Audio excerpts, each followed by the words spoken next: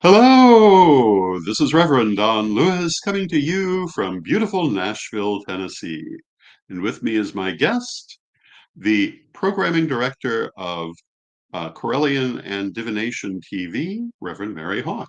Hello. And this is Midday with Reverend Don. I'm currently on the road, um, and we're going to have some interesting programming for you while I'm on the road.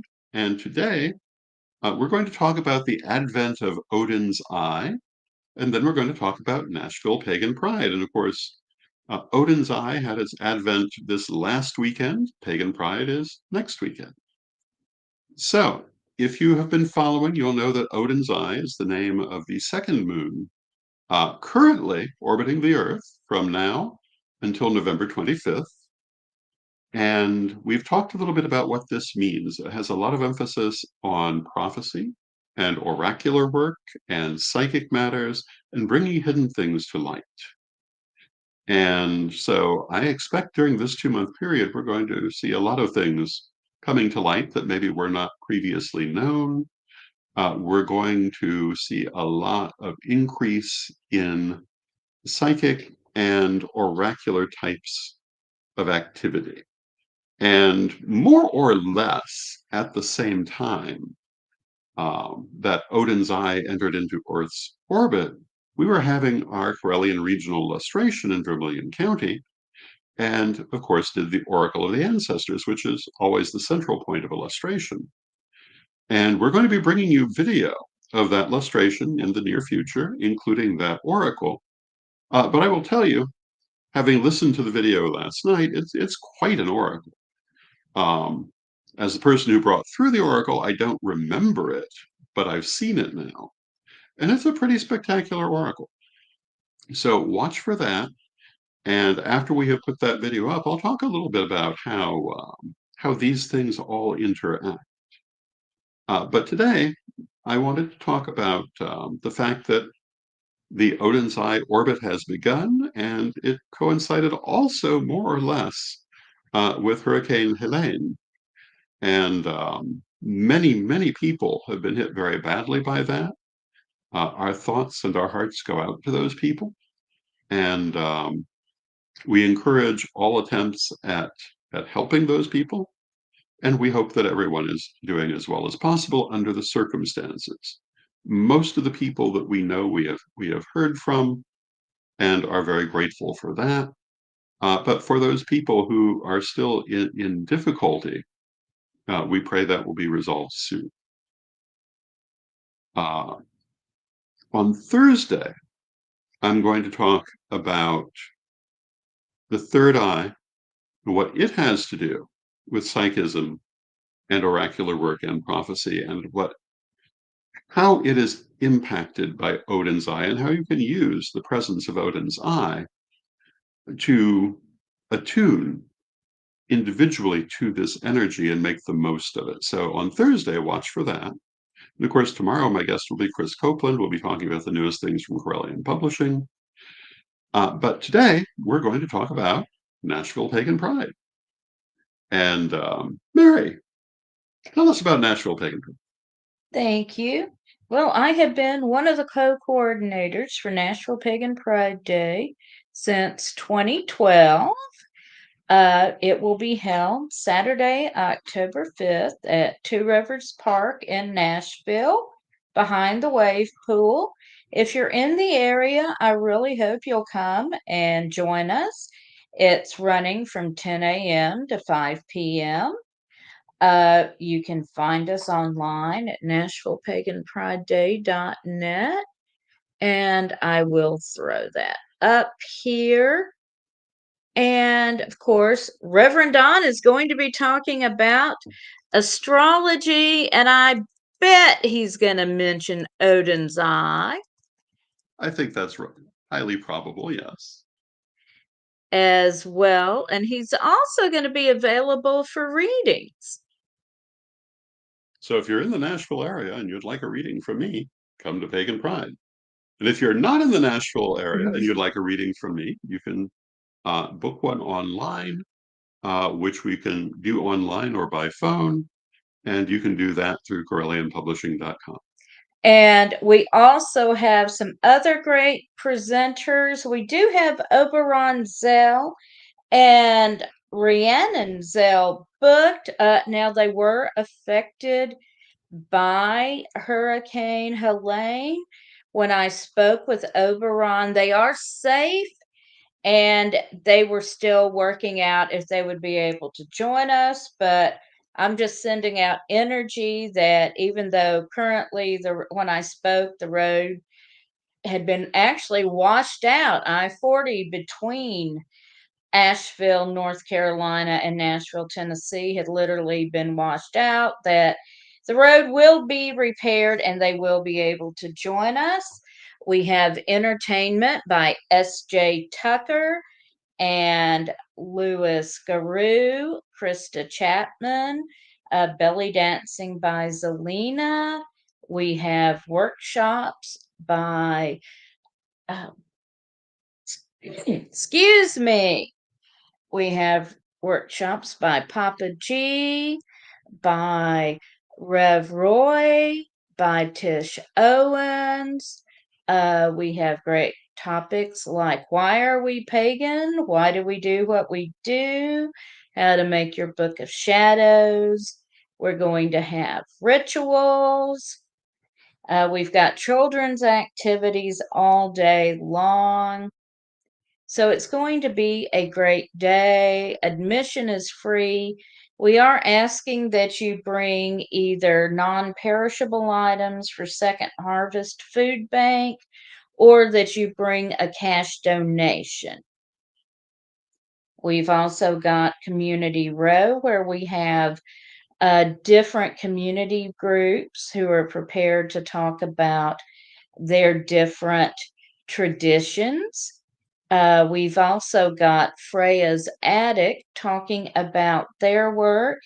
They are a local nonprofit, and their mission is to collect baby clothes and then recycle them amongst the pagan community. And I'm really excited to have them with us. We also have our ancestor shrine. We have photos of notable pagans who have crossed over, also members of our community. We do have a special photo for Reverend Cheryl Cotton. She's a very prominent member of the Nashville community who passed this spring. She touched many, many lives, including my own. She was my very dear friend. And we have her in a pink flamingo frame, which, if you knew Reverend Cheryl, you knew that she had pink flamingos all over her house. And since she had to use a mobility scooter, she had pink flamingos on her scooter. And we do have a place where you can leave messages for her. We will have room for you to bring pictures of your loved ones who have crossed. You can leave messages, write messages for them. And Lucy, my co coordinator, and I take those written messages. And during our temple Samhain ritual, we burn those in our bonfire to send those on. So it's going to be a great day. We have over 60 vendors doing readings, selling everything in the world you can think of. We've got rooms, we have all kinds of crystals, readings, tarot, palmistry, any kind of reading you can think of. We have any kind of pagan merchandise. And we still have beautiful weather. So I certainly hope everyone will come out. And we want to say hello to Janet Winston in the chat room and to two neurons in the chat room. It's good to see you both. Yeah, thank you for joining us. And as you know, if you follow Midday with Reverend Don, even though I'm on the road, you can type your questions or comments into whatever platform you're watching on. They will show up here in our chat room. So, Mary, could you tell us a little bit about the history of Pagan Pride? Okay, Pagan Pride actually began in Chicago. In a manner of speaking, yes. I believe it was modeled after a festival you were involved with. Or Yes. Ed the Pagan had done the Pagan Expos around the turn of the century, which were basically intended as a kind of pagan trade fair. It was a public outreach for pagan groups and pagan businesses in a low pressure environment where people could see them and meet them and interact with them in a positive way. And that continued for a couple of years, and then a couple of different events took that model and adapted it to their own needs, and Pagan Pride is one of them. And hello to Renee in the chat. hi, Renee. And the purpose of Pagan Pride, and you can find them all across the country, is to create a open festival, generally a street fair type festival that is open to the public, publicly advertised. In our case, we've gotten on the open events of the Nashville Scene, which is a local paper that publishes more entertainment really than news, but we are listed on upcoming events. We're entertainment. Yes, we're entertainment. The idea is for the public to be able to come and learn about pagans, paganism, and present us in a positive, non threatening manner. So we got workshops that are geared towards teaching what paganism is. The main requirements, as set out by the Pagan Pride Project, are that it's held in a publicly accessible place. Parks are a generally favored place. We're held in a Metro Nashville park. Uh, Behind the wave pool, which is very accessible. We're held, you have to hold a public ritual and you need to support a local charity. Our chosen charity for many years has been Second Harvest Food Bank, which is the largest food bank in Davidson County. And they've always been very, very grateful to us. And last year we took in over 1,000 pounds of food and raised, I want to say, about $500 cash as well. So again, please bring non-perishable food. And I'm going to add, if you are bringing food, bear in mind as you're picking out items, they're going to many times to people who may not have full kitchens and refrigeration. So as you're picking out items, bear in mind you need to take things that people can eat. Like if you're grabbing macaroni boxes, get the kind where you don't need milk and eggs. Anything you get should be usable as it is. Also, soups, meats are all very useful. And we want to say hello to Corey Judy in the chat room. Hello, Corey. It's good to see you. So, Mary, what is your favorite aspect, or perhaps your favorite memory of Pagan Prides? Oh, I've got so many great memories. When the event was smaller, because we're pulling in 1,500 to 2,000 people now. So I do not have time to teach workshops anymore. But when we were a smaller event, even though I was coordinator, I could take on workshops. And one year I was teaching a children's workshop, and I was teaching them how to make the sun wheels, where you take the popsicle sticks and cross them and wrap the different color yarn and making a protective charm. So we made them and did a short ritual to empower it for protection. And we did it for children of all ages, so we had some toddlers and we had some 12-year-olds.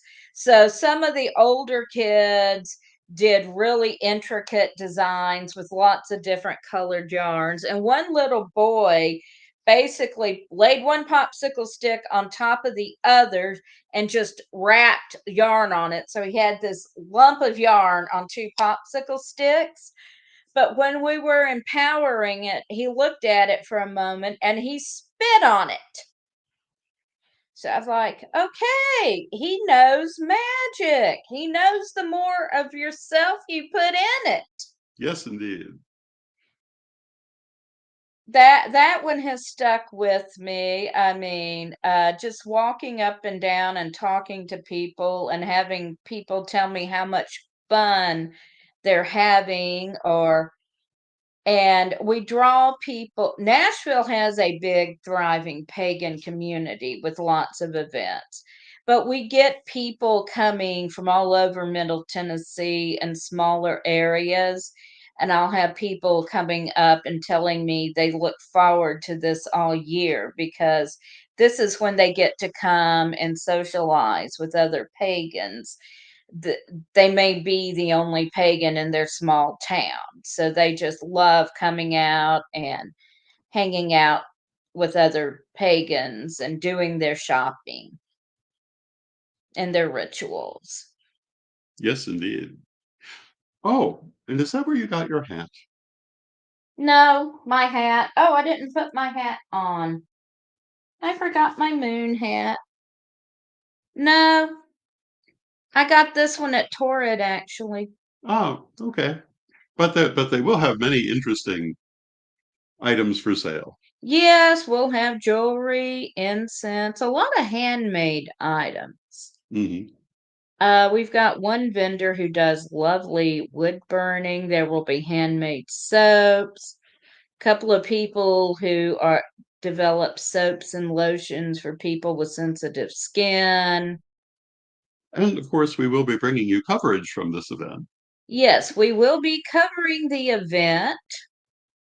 So if you're not physically able to get to Nashville, you can still vicariously attend.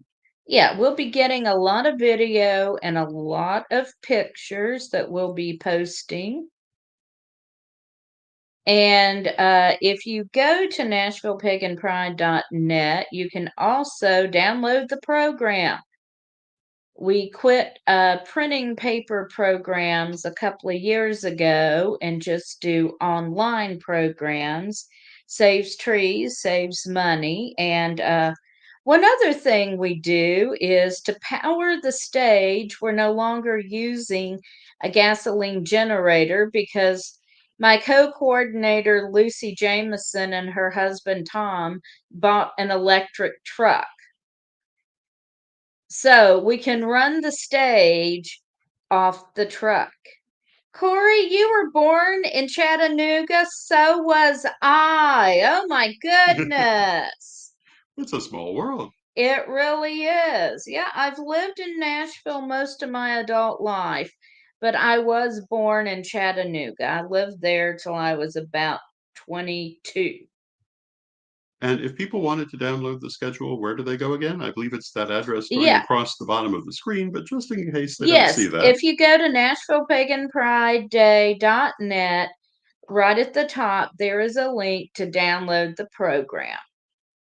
And at this point, we're a little past the half point of our show. We want to take a moment for a message from our sponsors.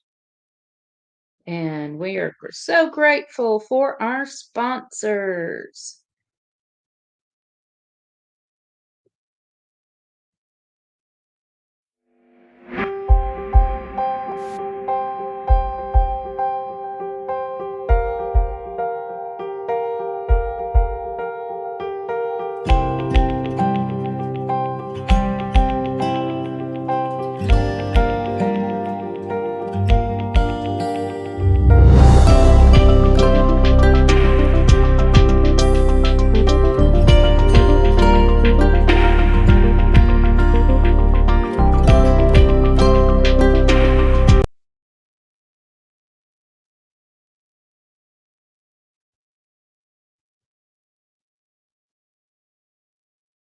And thank you to Equinox Learning Hub, our sponsor.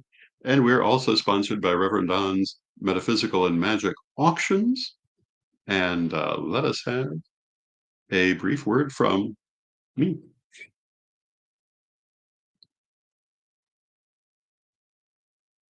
Ready to unlock the secrets of the universe? Join me, Reverend Don Lewis, for my metaphysical and magic auctions at Gaia Thrift at whatnot.com. Discover fascinating artifacts, mystical crystals, and rare and unusual books that could change your life. Don't miss this chance to bring a little magic into your world. Reverend Don's Metaphysical and Magic Auctions, where the extraordinary can become yours.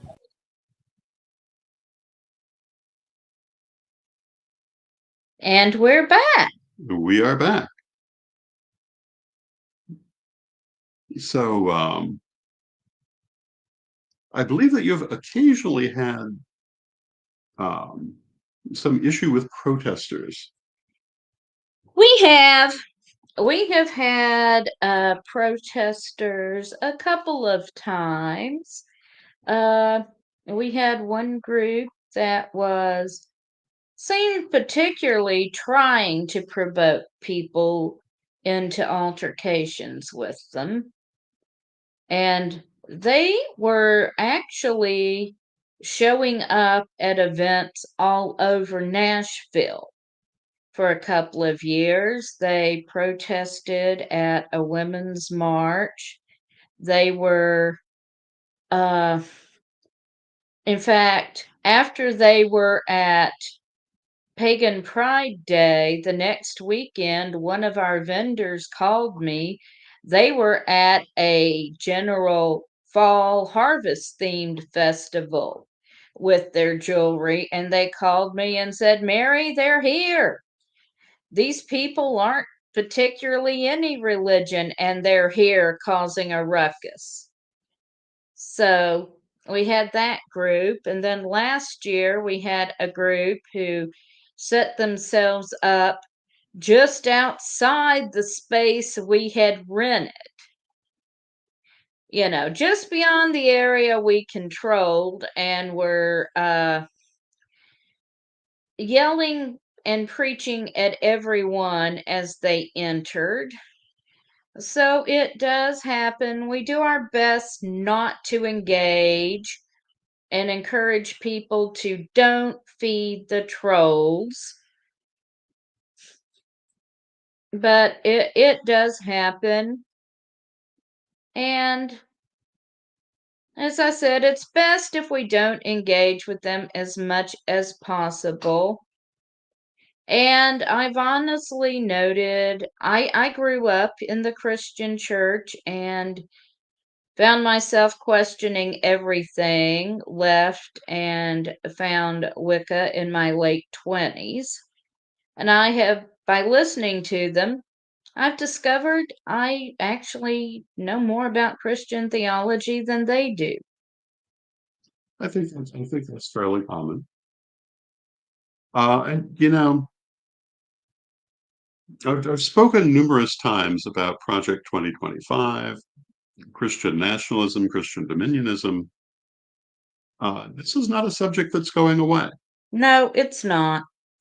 It it's entirely possible it will not make any major impact this weekend, but we have to be mindful of the fact they're trying to make negative impacts on our people. They desire to make negative impacts on our people, and we're very foolish if we ignore that. We are, and we have hired security. Yeah. So we have hired security. We have made our own plans on how to deal with them. Obviously, we're not publishing our plans because then they would know what we have in mind, but we are prepared to deal with any issues, and we do have professional security on hand. Yes. So watch for that colorful development should it occur. Yes, and we'll record them. But overall, it will be a fun and wonderful weekend. It will be, it's one of the highlights of my year. I love doing it. It's definitely been a labor of love. I was on the committee and a volunteer for many years before I became co-coordinator. So I have been involved with it since 2003 and then co-coordinator since 2012. What do you find the biggest challenge in being in that position? Um, The biggest challenge is there are just so many moving parts in organizing a festival. We've had a couple of new volunteers on the committee this year, and they've just been amazed when Lucy and I go through the agenda at different meetings and discuss what needs to be done and ask for volunteers for this, that, and the other. And they're just like, wow, I never thought. I never thought. I never thought. And Well, one of the things that we talk about on Midday frequently is leadership. And I think that's a very important point. People who are not in these positions don't realize how much there actually is. yes, And that's an important thing to let people know. it is and we're running a 1-day festival, okay? And running a multi-day festival. My I take my hat off to anyone who is running a multi-day festival. All of these positions, they take a lot of work. And it's very often the person or people in those positions make it look easy, but it's not. No matter how flawlessly the event may appear to unfold, it's been a great deal of effort to put it together. And when you consider moving into a position of leadership, when you consider taking over um, an event or an office, you must be mindful of that. It is a big responsibility. How when you took over this position, what did you not expect? Uh, well, I had watched my high priest, William Lee, do it for many years, so I did know what I was getting into in a lot of ways. I think what I didn't expect was all the pushback you get anytime you make a decision. And to a degree, all the people who will call you and say, well, this went wrong and that went wrong, although I have developed a solution for that. You are absolutely right. We did have a major problem with X this year. Why don't you join the committee?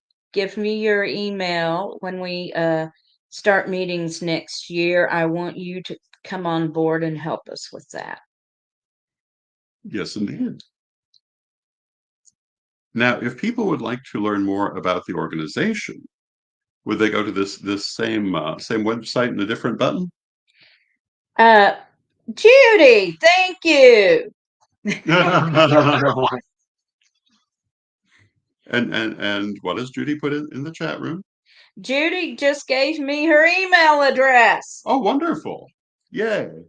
You can email us at NashvillePaganPride@gmail.com.